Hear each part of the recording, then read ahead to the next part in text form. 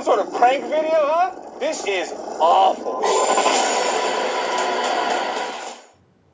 Hello everybody, welcome back to Screenstars. I'm here today to bring you my review for the 2022 horror film Where the Scary Things Are, a film that is written and directed by B. Harrison Smith. Now the film focuses on a group of teenagers who have been given a task by their teacher at school. They are essentially asked to create their own urban legends to kind of prove how these things gather a life of their own and kind of throughout the internet and things like that. How these urban legends and myths can be blown out of all proportion. And these teenagers in particular like to hang out at like this local dilapidated site and film things, get up to no good, all that kind of stuff that teenagers do. And then one night they discover, for some reason, this creature that has kind of come out of nowhere. They capture it, put it in a room, and then proceed to get up to all sorts of escapades. Right. What are my thoughts on Where the Scary Things Are? Well, this film, on one hand, tries to do something new, in a sense of gives you some fairly unique characters in a film like this. Now, there are loads of films out there where you've got teenagers that in like horror franchise, not even horror, but for many years, like teenager films. They were big in the 80s. You had Monster Squad, and obviously you had you had Goonies or Stand By Me, all that kind of stuff. And more recently, things like Stranger Things and It, the It franchise that was rebooted a couple of years ago. So you've got a certain kind of teenager that are portrayed in those type of films, and this film, if you like, tries to give you something different. And now I'm always complaining when I'm watching a lot of these films, low budget films type of things, that they follow a script. It's very generic, it's very predictable, blah blah blah. And I've come up against a film like this where on the one hand it's given me what I'm constantly kind of asking for, which is something a little bit different. It's tried to breathe a little bit of life into the genre by giving us different characters. But on the other hand, the problem that I had with that then was that I really disliked them immensely, because the teenagers in this film are despicable, horrible children.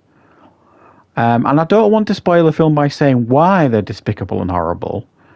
And I'm sure it was done purposefully. Done on purpose by the director and the writer, B. Harrison Smith. I suspect he has probably wanted to kind of hold the mirror up to society to kind of say, look what's happening to our youth, maybe. But yeah, I really struggled to like this film because of the characters.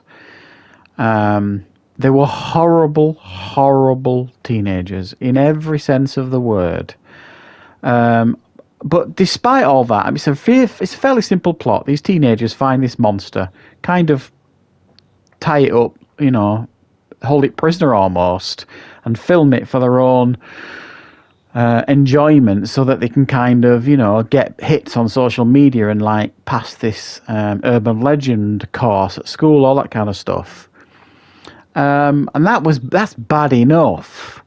But then it escalates, it continues to escalate, and there's like a female teenager that's kind of the ringleader almost of these teenagers, who is arguably the most dislikable character I have witnessed in a film for a long time. And that's not easy going, I don't think. So you've got, on one hand, you almost want these kids to be like the innocent kids that you see in these films and franchises all the time. Give you somebody to root for, but what you get instead is this cringy, awkward sexual vibe that was uncomfortable to watch. Kind constant bickering between these kids, and a very late attempt by a couple of the characters to try and do the right thing. But by then, it was for me too late. And the film, I think, did a really terrible job of explaining itself in a sense of what is this creature, where does it come from, and you get a little bit of info at the end, but it kind of left me scratching my head more than giving me the answers that I wanted. I just thought the major problem with this film, again, is dislikable characters. So when it all kicks off at the end, which you expect it to do, who've you got to root for? Nobody. I actually found myself almost relishing and rubbing my hands at the prospect of some of these characters getting munched.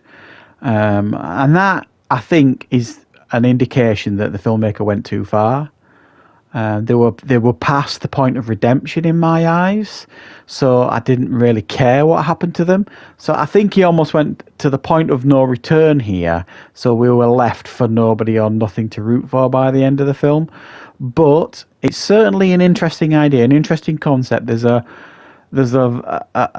obvious level of originality attempted here to give us something a little bit different, but I think, like I say, it went a little bit too far, unfortunately. So I'm going to give this one a 4 out of 10 because I just found it really unsatisfying. The effects are good, it's filmed very well, good lighting, all that kind of stuff. And the performances, while not outstanding or anything, are certainly bearable for a film like this. I just didn't enjoy it, and that's the reason why I'm scoring it the way I've scored it. So thanks for watching, everybody. I hope you enjoyed this review, and I will be back with more reviews and content on the channel very soon.